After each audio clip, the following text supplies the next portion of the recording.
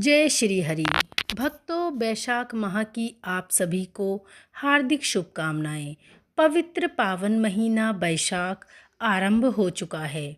धर्म ग्रंथों में वैशाख माह को अत्यंत ही पवित्र और पुण्यदायी बताया गया है एवं देव आराधना, दान पुण्य के लिए भी ये मास अत्यंत ही श्रेष्ठ है।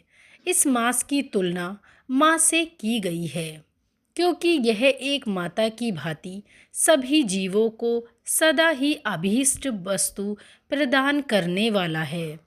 धर्म, यज्ञ, क्रिया और तपस्या का सार है एवं संपूर्ण देवताओं द्वारा भी पूजित है। संसार में इसके समान भगवान विष्णु को प्रसन्न करने वाला कोई दूसरा महान नहीं है। वैशाख के महीने में सब तीर्थ आदि देवता बाहर के जल में ही सदैव स्थित रहते हैं एवं भगवान विष्णु की आज्ञा से मनुष्यों का कल्याण करने के लिए वे सूर्य उदय से लेकर 6 दंड के भीतर तक वहाँ मौजूद रहते हैं। शास्त्रों के अनुसार इस माह में प्याऊ लगाना, छायादार वृक्ष की रक्षा करना, पशु पक्षियों के खान पान की व्यवस्था करना, राहगीरों को जल पिलाना जैसे सत्कर्म मनुष्य के जीवन को समृद्धि के पथ पर ले जाते हैं। श्री विष्णु के प्रिय वैशाख माह में अलग अलग वस्तुओं के दान से अलग अलग फल शास्त्रों में बताया गया है। किस वस्तु को दान करने से किस प्रकार का फल मिलता है, चलिए आइए जान लेते हैं। सर्वश्रेष्ठ होता है जल का दान। वैशाख उत्तम महीना है और शेषशायी भगवान विष्णु को हमेशा ही प्रिय है। स्कंद पुराण के अनुसार इस माह में जल का दान सर्वाधिक महत्व देने वाला है। जो पुण्य सभी दानों से मिलता है और जो फल सभी तीर्थों के दर्शन से प्राप्त होता है, उसी पुण्य और फल की प्राप्ति वैशाख माह में सिर्फ जल का दान करने से हो जाती है। यह समस्त दानों से बढ़कर अधिक लाभ पहुँचाने वाला है एवं जल के दान से त्रिदेव की कृपा भी मिलती है। जो व्यक्ति महात्माओं, थके और प्यासे व्यक्तियों को स्नेह के साथ शीतल जल पिलाता है, उसे उतनी ही मात्रा में 10,000 राजसूय यज्ञों का फल प्राप्त होता है। प्याऊ लगवाना।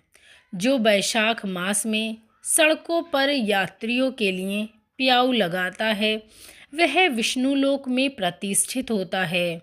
प्याऊ देवताओं, पितरों और ऋषि मुनियों को अत्यंत ही प्रिय होते हैं। जो प्याऊ लगाकर थके हुए यात्रियों की प्यास बुझाने में उनकी सहायता करता है, उस पर ब्रह्मा, विष्णु और शिव सहित समस्त देवतागण प्रसन्न होकर अपना आशीर्वाद बरसाते हैं। इसके बाद आता है पंखा दान करना।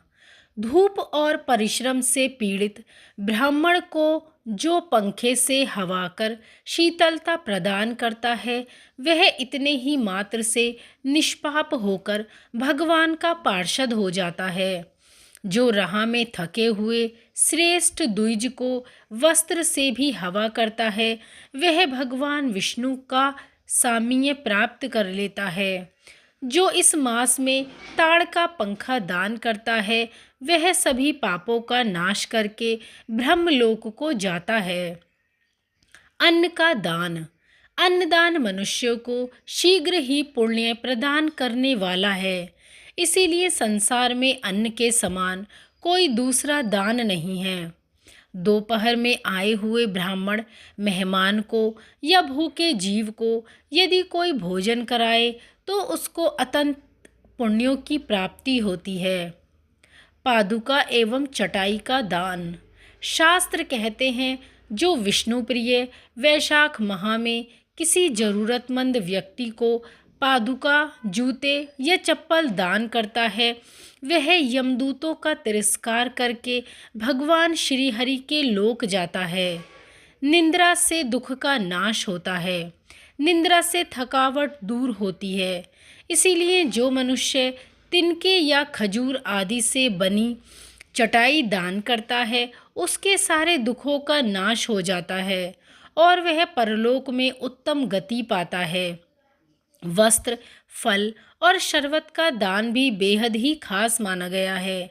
जो बैशाख माह में पहनने के लिए कपड़े दान करता है वह इसी जन्म में सभी सुखों से संपन्न हो जाता है।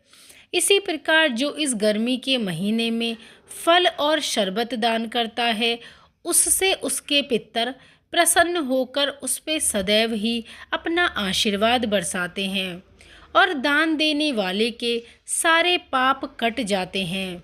दही, खांड और चावल का दान करने से मनुष्य को पूर्ण आयु और संपूर्ण यज्ञों का फल मिलता है। इसी प्रकार घी का दान करने वाला मनुष्य अश्वमेध यज्ञ का फल पाकर विष्णु लोक में आनंद का अनुभव करता है। जल का दान सबसे ही महत्वपूर्ण दान बताया गया है जो आप बहुत ही कम खर्चे में भी इस दान को कर सकते हैं। सभी को फ्री मिलने वाले जल को अगर आप तन और मन से दान करें तो एक अचूक फल की प्राप्ति होती है। उपरोक्त बताई हुई सभी वस्तुओं का दान आप अपनी सामर्थ्य और इच्छा अनुसार कर सकते हैं। दान कम हो या ज़्यादा वो सिर्फ दान ही कहलाता है। तन और मन से किया हुआ थोड़ा भी दान मनुष्य के सभी पाप कर्मों को नष्ट करके उसके पुण्यों में वृद्धि करता है। वैशाख माह से जुड़ी और अन्य सभी जानकारियों के लिए जुड़े रहें कहानी सुनो के साथ। धन्यवाद। जय श्री हरि।